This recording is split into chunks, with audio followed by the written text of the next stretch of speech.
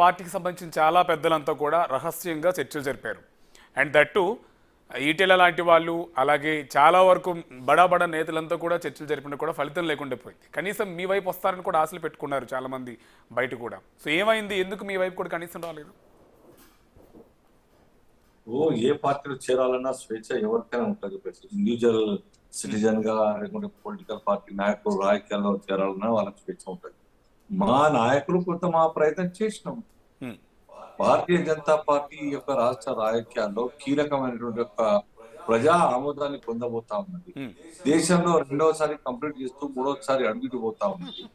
ఏది ఏమైనా దేశమంతా మళ్ళీ మోడీ ప్రపంచం దేశంలో మార్పులు కోరుకుంటున్న దశలో కేంద్ర పార్టీ తెలంగాణలో కూడా పవర్లకు రావాలి, పవర్ ద్వారా ప్రజలకు సర్వీస్ అందించాలా, నీతివంతమైనటువంటి సుపరిపాలన అందించాల ఉద్దేశంతో ఉన్నటువంటి ఒక టార్గెట్ మిషన్ తెలంగాణ పెట్టుకున్న దానిలా రమ్మని కోరడం జరిగింది, ప్రయత్నం జరిగింది. ఇప్పటికేం ఫైనల్ కాలేదు. వారు ఇంకా ఆలోచనలో ఉన్నట్టుగా మాకు కూడా తెలుస్తా ఉన్నది. నాట్ ఎట్ ఫైనలైజ్డ్ డెసిషన్ అనేది. సో ఏది ఏ క్షణమైనా కానీ జరగచ్చు. ఇప్పుడు ఈటల రాజేందర్ గారిని ఢిల్లీ పిలిపించినారు, కేంద్ర పార్టీ మాట్లాడుతూ ఉన్నాయి. వారికి ఇచ్చేటువంటి అసైన్మెంట్ కారణంగా ఇంకా రాష్ట్రంలో అటు ఇటు ఆలోచనలో ఉన్నటువంటి వాళ్ళు ఇంకా ఆగచ్చు, రావచ్చు, ఏదైనా జరగచ్చు కదా. మా అంతిమ లక్ష్యం ఈ డిక్టేటర్షిప్ సర్కార్ని తొలగించాలి. మా అంతిమ లక్ష్యం పేద కష్టాన్ని. చెప్పండి శ్రీనివాస్ గారు. సో ఈ యొక్క రాష్ట్ర రాజకీయాలు సమూలంగా మార్పు తీసుకోవాలని లక్ష్యంతో ఈ పేద ప్రజల కష్టాలు దూరం కావాలి, అన్ని రంగాల్లో ఆర్థికాభివృద్ధి, అన్ని కుటుంబాల్లో ఆర్థికాభివృద్ధి అవన్నీ జరగాలనే ఉద్దేశంతోనే మా యొక్క ఆలోచన మాకున్నది. గుజరాత్ లో కావచ్చు, లేకుంటే మధ్యప్రదేశ్ లో కావచ్చు, యూపీలో కావచ్చు, ఏ రకంగా మేము అక్కడ పరిపాలిస్తా ఉన్నాం. అవినీతికి అవకాశం లేకుండా, అక్రమాలకు తావు లేకుండా అపోజిషన్ పార్టీస్ వాళ్ళు కూడా ఇంటర్నల్ గా ఇన్ కెమెరా ప్రొసీడింగ్ లలో మాట్లాడుతారు, బీజేపీ అచ్చకరా యోగి అని చెప్పే పరిస్థితి ఉన్నది. అటువంటి పాలన ఇక్కడ కావాలి. ఏం తేడా ఉంది కాంగ్రెస్ కి టీఆర్ఎస్? చెప్పండి. బీఆర్ఎస్ అనుకోండి, కాంగ్రెస్ బీఆర్ఎస్ ఒక్కటే అన్న విషయం ప్రజలకు తెలుసు. ఇవాళ కాంగ్రెస్ కేసిన మళ్ళా వీళ్ళందరూ కూడా మళ్ళా కేసీఆర్ గారు చంకలు దూరుతారు, కేసీఆర్ కి అమ్ముడు పోతారు అన్న విషయం నేను చెప్పడం కాదు, అల్జాపూర్ శ్రీనివాసరావు బీజేపీ చెప్పడం కాదు. యావత్ తెలంగాణలోని చదువుకున్న సమాజం, చదువులేని సమాజం కూడా మాట్లాడుతూ ఉన్నది.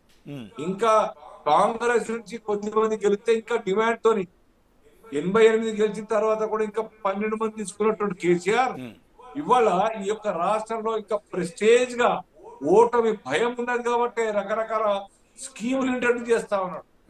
కాబట్టి బీజేపీ భయం, బీజేపీ అని మనం టార్గెట్ చేస్తే బీజేపీని ఒప్పుకున్నట్టయితే కాబట్టి కాంగ్రెస్ కు మళ్ళా కొత్తగా కాంగ్రెస్ పాట పడతాం.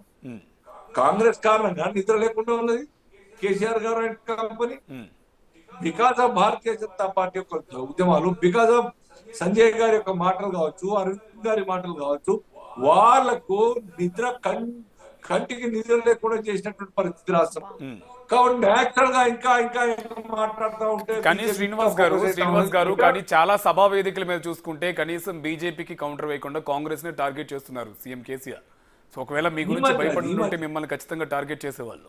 సో మీ గురించి కూడా ఆలోచన పాయింట్ అవుట్ చేస్తున్నారు.